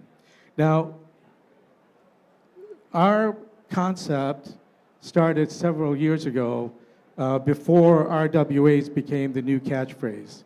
And the thing that got us started in this, and I'll give you an example, is we had a client that was putting a $100,000 down payment, had 3 years of bank statements that could show on-time rent payments. His rent was effectively reducing from $1,500 a month to roughly $1,350 a month, saving $150 a month. But because of the requirements based on banking regulations, he was denied financing. Now, as a landlord, would you accept this individual as a tenant? Well, of course you would. They've got $100,000 at risk. Their rent payments are decreasing each month by $150, and they have a good, strong track record. So this person is effectively tied into being a tenant effectively for an indefinite period of time. And what does that mean? Well, it just means that the rich get richer. So we wanted to level the playing field, and we decided that the best way to do this was to utilize our Ijara rent-to-own method, which we were already doing, but putting it in a way that we did not have to rely on financial institutions, rather rely on community to be able to make these decisions. In other words, putting common sense into the world of finance, what I like to call #DCOM, decentralized common sense. So effectively, ethical finance our ETHI token, as we refer to it, ETHI, is blending the digital and physical assets for what we think is a pretty innovative investment opportunity, and not just an investment opportunity, but also an opportunity for families to be able to acquire home ownership. Can somebody hit play on that? Can you hit play on that video? Just a quick video on how ethical finance works. I think it'll show right here. I don't know if there's any sound with this. Acquiring a home with ETHI is easy. We create a trust to own the property. The trust leases the property to the tenant. The tenant pays the rent to the trust. When the trust receives the monthly payment, it will pay the ETHI stakeholders a profit. It will pay the cost of ownership, which is property taxes, property insurance, and an admin fee. Easy, right? That's how you acquire a home using ETHI. Contact us for more details.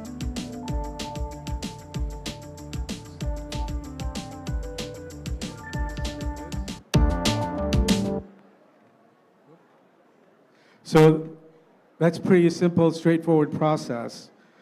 And we hope that you'll join us on this journey to be able to bring effectively real estate on the blockchain, more importantly, fractional finance onto the blockchain. And I'll be around if anybody has any questions or comments. Thank you.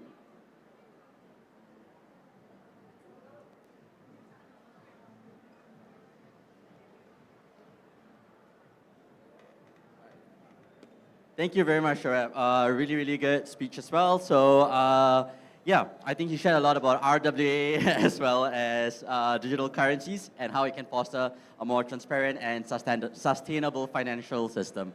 I mean, at the end of the day, that's the whole purpose of crypto. So I hope you guys enjoyed that keynote session.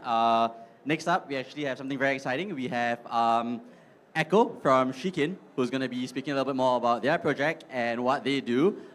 Please, looking forward to this as well. So put your hands together for Echo.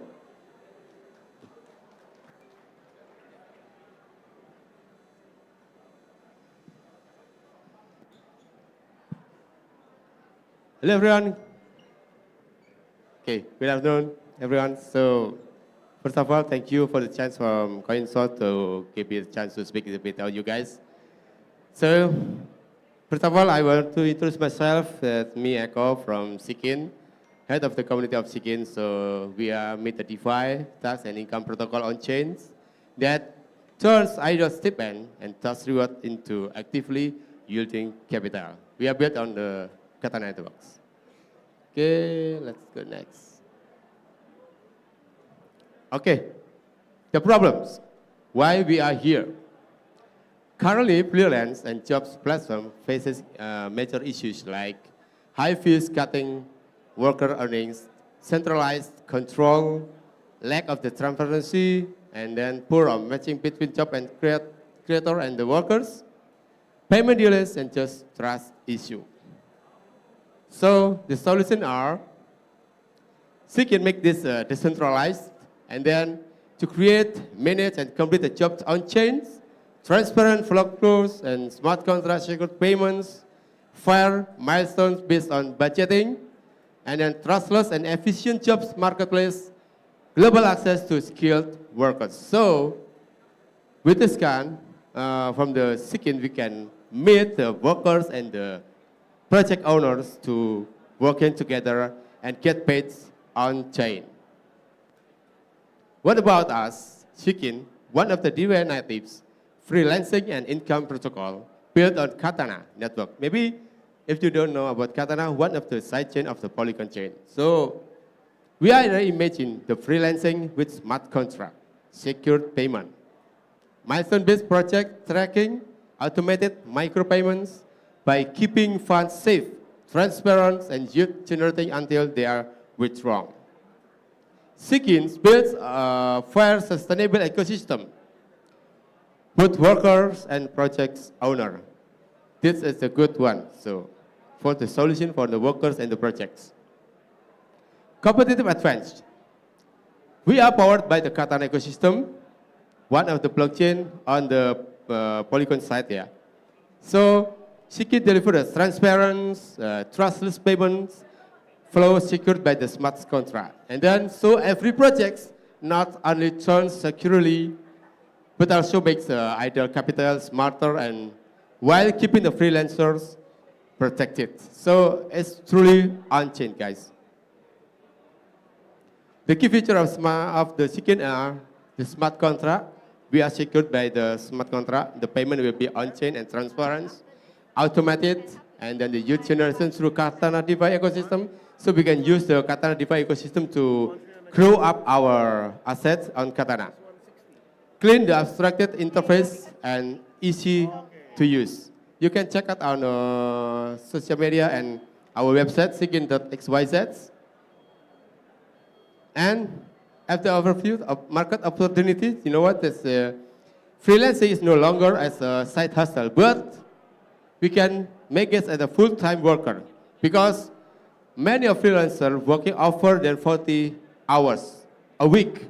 So the demand is for the secure, reliable, and fair payment solution that's never been stronger now. Our future for now is we are aiming to the scaling globally and with low fees, cross-chain expansions, and mobile access AI-powered the features. By enabling this third-party integration, open the APIs and community-driven tools, and then the ecosystem grows stronger with the multi-language supports. This is our future vision.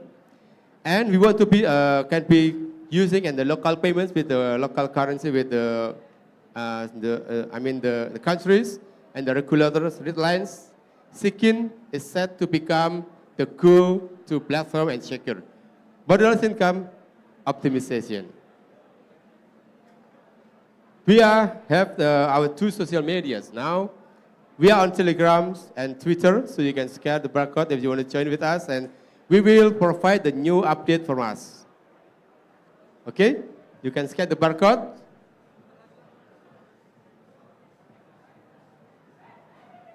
Okay.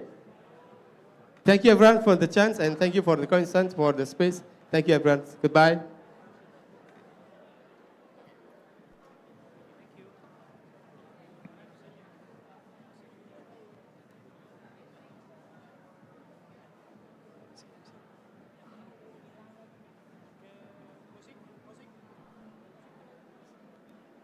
Revolution is here.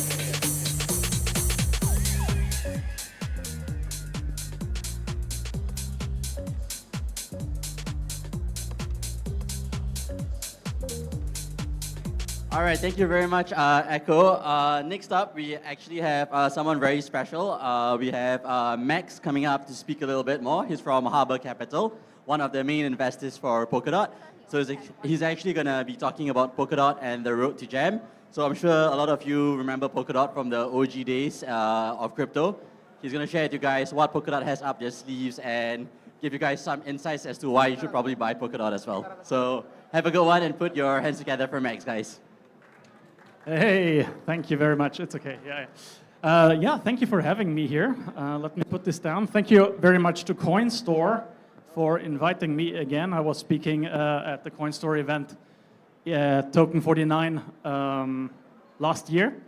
So always appreciate the invite and the opportunity to share a little bit what we at Harbor Industrial have been up to, and more generally what Polkadot is doing, and why I think all of us should be incredibly bullish about Polkadot, because there are lots of things that are going on there that are under the radar, that people are not really aware about, especially if you're not like too deep in the crypto space, or even if you are in the crypto space and you are following some other chains. You might have heard of Polkadot in the past, but maybe you haven't really been catching up on all the exciting things that are happening in the last couple of months that are kind of leading up to this moment and what's happening in the future. Okay, so before I really dive into it, maybe one or two words about myself and why I am speaking about this particular topic to you guys today. So my name is Max Rebol, together with Mario, who's also standing over there. Yeah. I'm running Harbor Industrial Capital, and we are a Polkadot-focused ecosystem fund. What does that mean? We're actually running two funds. So Fund 1 is purely private capital. We started raising it around 3 years ago.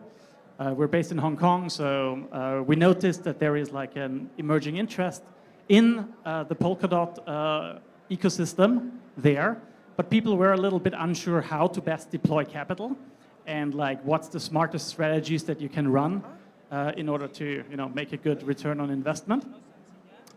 And then we started this fund in 22, I think, early 22.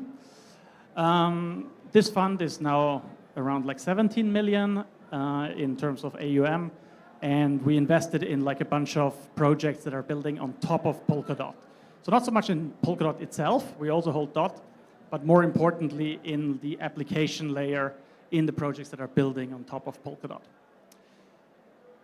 And then earlier this year, building on the success of Fund 1, we decided to launch a second fund.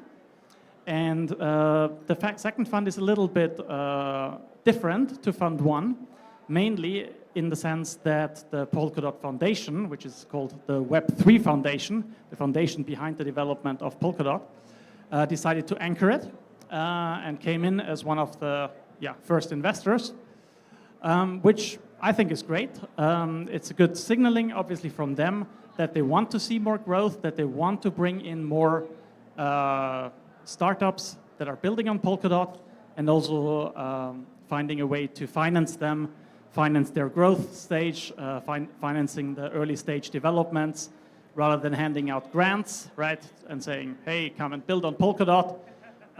We actually want to make equity investments in these projects that are building on Polkadot. Why am I mentioning this? Why am I talking about this? Well, here on this stage, I think there are a lot of builders, right? I've already been talking to a lot of people here at CoinFest. I've been talking to other builders who are building cool applications, interesting things that are innovative, that are state of art, new ideas. If you guys are building on Polkadot, right, come and talk to me. It's an open invitation to all the builders out there. If you're looking for investments, you're building on Polkadot and you're building something great, right, that doesn't exist yet, something new, something innovative, something with great product market fit, and it's on Polkadot, come to us, speak to us. We're actively investing. We're looking for good companies that are building on Polkadot, taking advantage of the tech stack, right? Building things that you can't build on any other chain, right? That's kind of what we're really excited about. Okay, so this is a little bit like my introduction. Now let's dive a little bit into what is actually going on Polkadot these days. So I guess one big thing that I should mention first is the launch of Polkadot Hub, which is a new EVM-compatible base layer on which it's going to be really easy to deploy your smart contracts if you're more experienced in developing in an EVM environment. And I think this is very important because in the past, right, like one of the feedbacks that I always received from developers was, okay, Polkadot is great, right, but building in Solidity is, building in Substrate is difficult, right? We don't have the tools, maybe we already built something else. I think from a developer experience, right, Hub is going to make it much easier to deploy quickly, and sort of at the same time leveraging the technology stack that Polkadot has, right? And that means you're going to have super high degree of security. You're going to have like a highly decentralized network. Probably the most decentralized network measured by Nakamoto coefficient, and very cheap gas fees, paying for transactions, instant settlement. So very attractive developer environment, and now sort of with Polkadot Hub coming up, I think we're gonna see like a new proliferation of apps coming to Polkadot that are building cool things. And as I said at the beginning, if you're looking for funding for this, come and speak to me. So this is kind of, you know, the big picture overview, right? What kind of verticals are we seeing emerge?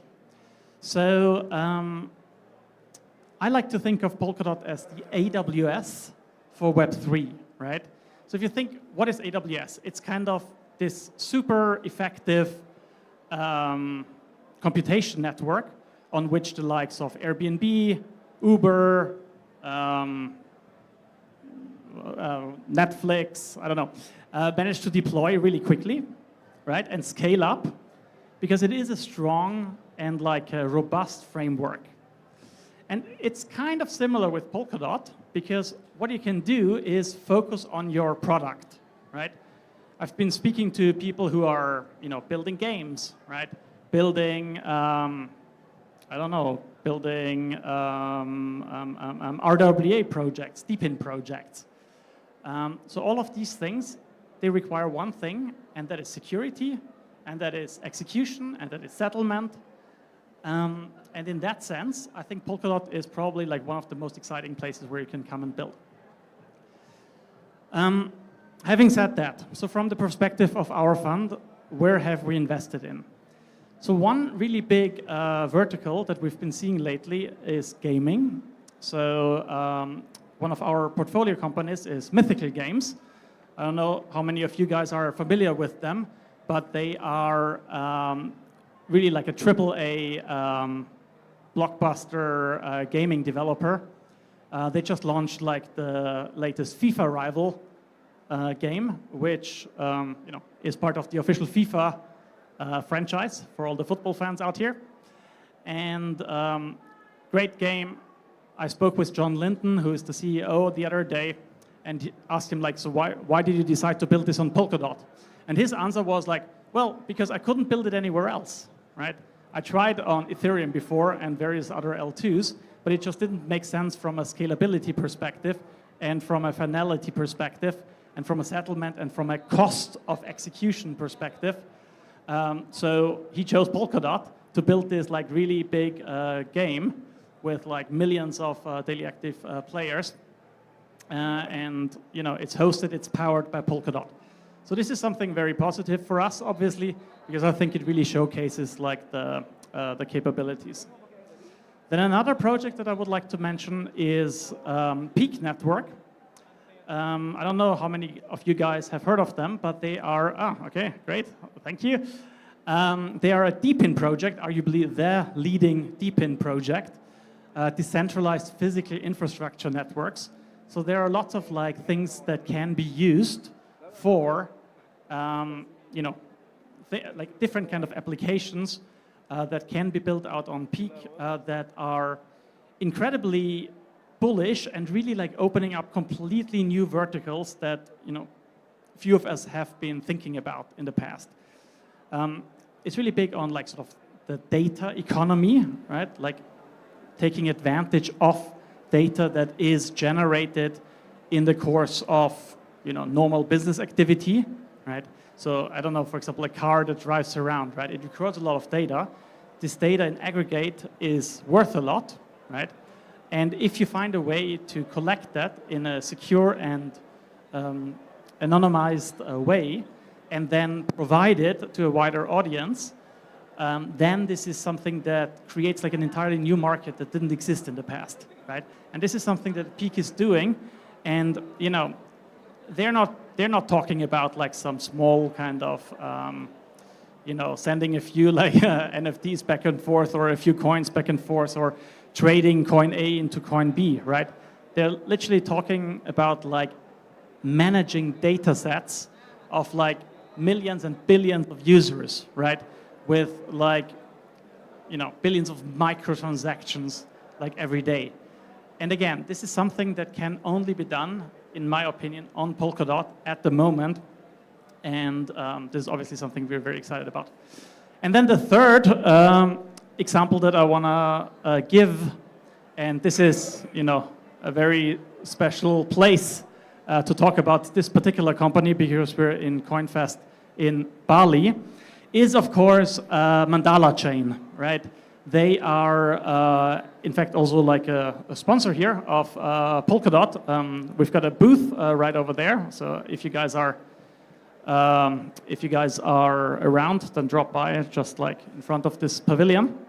So what Mandala Chain is doing, and they're doing it on Polkadot, because once again, they would not really be able to do this anywhere else, is they are working with the Indonesian government to bring like Indonesian users on-chain, to do like a number of different things, a number of different verticals that I think are incredibly bullish and incredibly exciting for the country of Indonesia. So think of things like health records, right? Driving licenses, transportation department, like identity management more generally, or like sort of some voucher schemes. So they're doing that for Indonesian citizens, for the different Indonesian government departments, because the whole idea here is we want to improve the efficiency of like how to get like a citizen service from the government, right? So this is not a small feat. This is like a massive new development, a massive, exciting new vertical, in my opinion, that we're only going to see more of, because this is only getting started now, right? That governments, and we're here right in the middle of Indonesia, and that a government like the Indonesian government says, hey, we actually want our country to be on-chain, right? And Mandala Chain, leveraging Polkadot technology, is doing exactly that, okay? So that's kind of, my quick overview of the current ecosystem as it is. I know I'm already almost running out of time, but maybe I have like 2 more minutes to talk about the title here, The Road to Jam. So what is Jam? It's a very complex upgrade, so it's hard to describe it in like a minute or 2, but I'll try my best.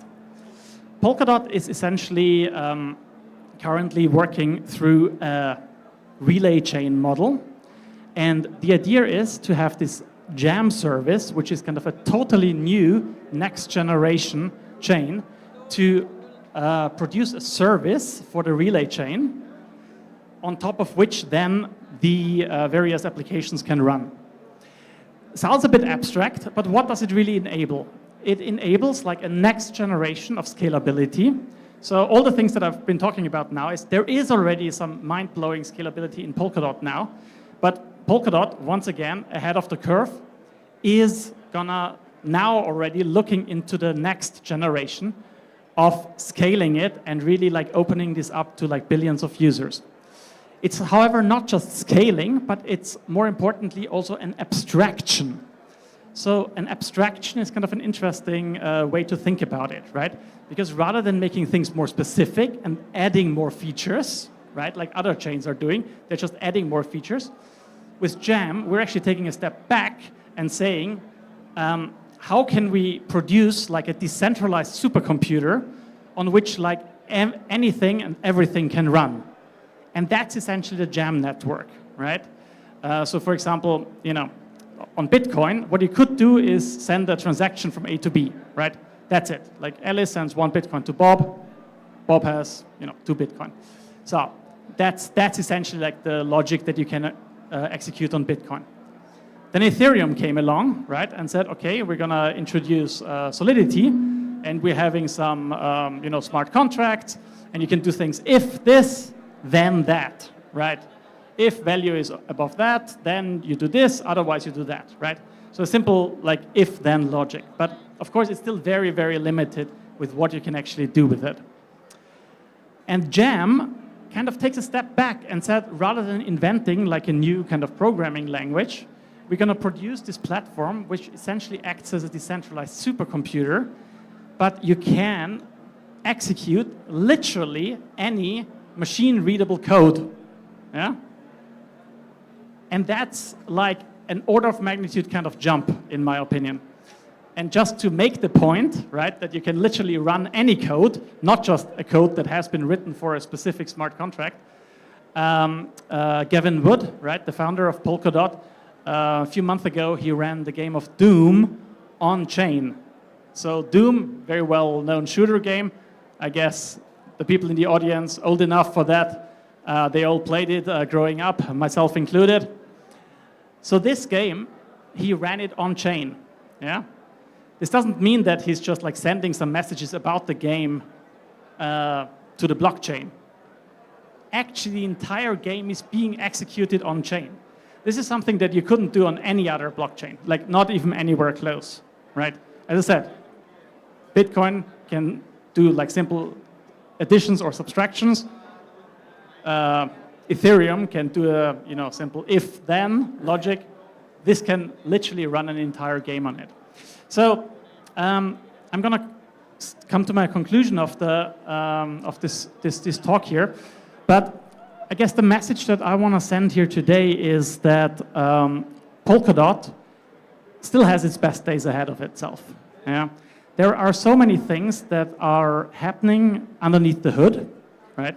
Some really exciting developments, some really powerful players that are moving into the Polkadot ecosystem that I think it would be a risk to overlook it, right? Maybe there's more hype in other ecosystems. Maybe there are more meme coins in some other, maybe there are more like, get quick rich, pump and dump things somewhere else, some NFTs with some funny graphics, right? Yes, of course, there is maybe more attention in other ecosystem, but purely on the fundamental spaces, Polkadot is extremely powerful and it's only getting more powerful. So with this being said, thank you very much to Coinstore for inviting me to speak. And to all the builders out there, if you're building something great, if you're building it on Polkadot, you're interested in getting funded for it, and if you're interested to receive investments from Harbor Industrial Capital, then come and speak to us. Thank you very much. That's my talk. Thank you so much, Max. Really, really good conversation about Polkadot and what they're doing. So you guys heard him. If you're building something and if you want to do it on Polkadot, go and find him, ask him for a grant or something like that. Maybe he'll write you one. So yeah, if not, we're going to be taking a short 15 to 20 minutes break. We do have one more special keynote session that's going to be happening later on. That's actually going to be Gata. So just stay tuned and hang tight for that. In the meantime, feel free to network up here or take some photos with the animals we have downstairs. There's snakes, there's the luwak, and there's some other stuff there. So enjoy your time here, guys, and we'll catch you guys soon.